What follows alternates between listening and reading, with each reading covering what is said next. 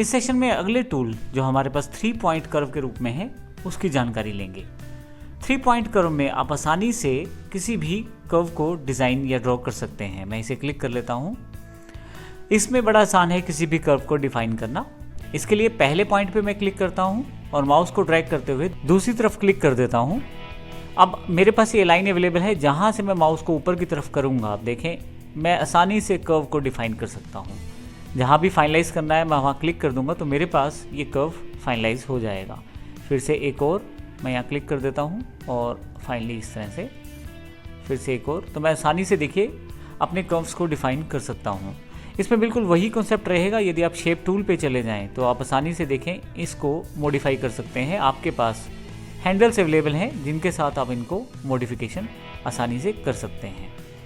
मैं यहाँ पे आसानी से मॉडिफाई कर सकता हूँ अपने जो मेरे पास कर्व डिफाइन है उसको। तो इस तरह से आप 3 पॉइंट टूल का प्रयोग कर सकते हैं। इसके साथ आपके पास स्मार्ट ड्राइंग टूल अवेलेबल है। इंपॉर्टेंट टूल है, आप इससे जल्दी और आसानी से ड्रॉ कर सकते हैं। Smart drawing tool Corel Draw की तरफ से दिया गया एक स्पेशल टूल है।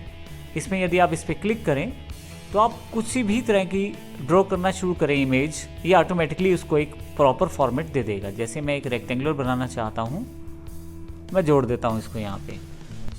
आप देखेंगे इसने एक बेसिक शेप को डिटेक्ट किया जो कि रेक्टेंगल है और उसको इसने प्रॉपर रीडिफाइन कर दिया है। इसी तरह से मैं एक सर्कल बनाना चाहता हूँ, कुछ इस तरह से ऑटोमेटिकली उसको एक शेप में डिफाइन किया गया है। यहाँ पे आप स्मूथिंग लेवल सेट कर सकते हैं ऊपर की तरफ। शेप रिकॉग्नाइजेशन लेवल है और स्मार्ट स्मूथिंग लेवल है। मैं यहाँ से यदि इसे हाईएस्ट कर दूँ तो आप देखेंगे कि ऑटोमेटिकली नेक्स्ट जो शेप्स मैं डिफाइन करूँगा उन शेप्स का ट्राई किया जाएगा पूरी तरह से उसको जो बेसिक शेप्स हैं उसमें कन्वर्ट करने की।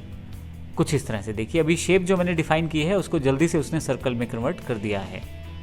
इस तरह से ये शेप डिफाइन कर देता हूँ तो इसने ट्रायंगल में कन्वर्ट कर दिया है। तो कितनी आसानी से मैं शेप्स को डिफाइन कर सकता हूँ और इसके लिए आसानी से मेरे पास जो बेसिक शेप्स हैं उनको ड्रॉ किया जा सकता है। मैं फिर से यहाँ पे एक रेक्टेंगुलर ड्रॉ कर देता हूँ तो आप देखें, और किसी भी डिफरेंट शेप को डिफाइन करते वक्त ये ऑटोमेटिकली उसको डिटेक्ट करता है और यदि किसी बेसिक शेप में वो नहीं आ पाती तो उसको फिर से जो शेप आप जैसा डिफाइन करना चाहते थे उस तरह की शेप में उसे रीडिफाइन किया जाता है।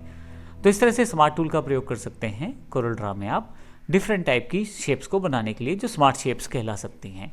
धन्यवाद।